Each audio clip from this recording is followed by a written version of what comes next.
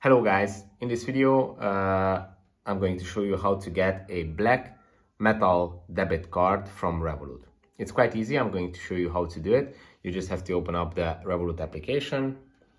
Once you are inside the app, just go to the home page, which is right here. In the home page, go to the top right corner of the screen and select this little card icon. Once you open this menu, this is where you can see all your existing debit cards.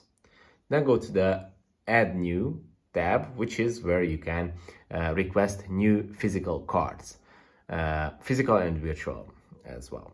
Then just select physical because we want a black metal card. And this is the menu where you can select the different cards that they offer. And obviously we need a metal card in black color. So this is the card, this is how it looks. And to receive this card, you have to upgrade to the metal subscription level, which has several benefits, and you also receive the black metal card. So that's how you can request it. If this video was helpful for you, please consider sending a super thanks donation.